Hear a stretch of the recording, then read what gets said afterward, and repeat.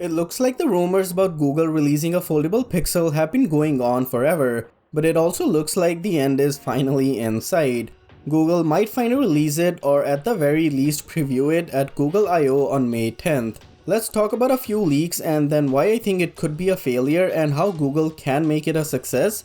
And as always, if you do end up liking this video or feel like supporting the channel, be sure to subscribe. So far, there have been a very few random leaks here and there.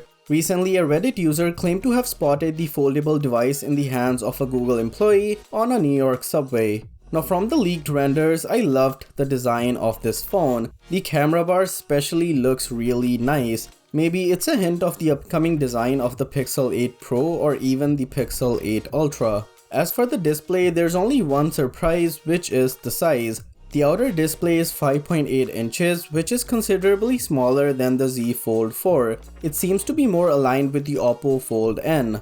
Now other rumored specs are pretty much in line with what you expect. Google Tensor 2 or maybe 3 inside, 12GB of RAM, triple rear cameras with 2 selfie cameras, one on the outside and the other on the inside. I highly expect Google to release the next version of folding software with this device. This could also mean some exciting features for the folding Pixel. However, the biggest reason I fear the folding phone could fail is the price. Most rumors have had two pricing points, a lower one at $13.99 and a higher one at $17.99.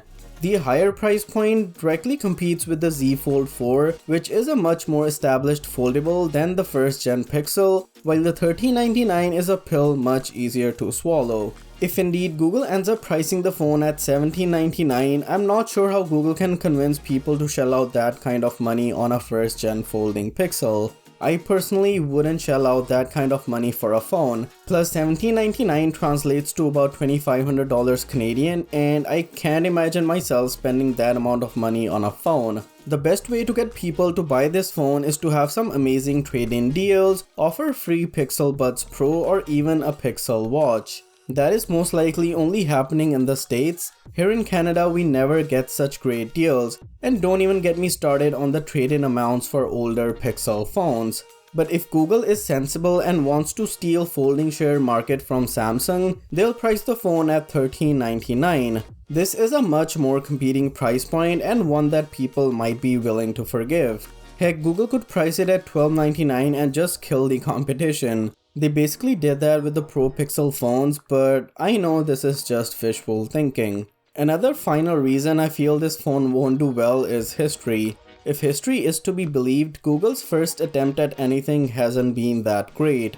Take a look at the first Pixel phone, which was seen as an iPhone clone, a big bezel mess, and much more. Or take a look at the first gen Pixel Buds that had a wire connecting them. If you want something more recent, just take a look at the Pixel Watch. It has terrible battery life, not to mention huge bezels. What is it with Google's love for bezels? Well, I am still a bit skeptical for the Pixel Fold, but only time will tell if Google can rewrite history.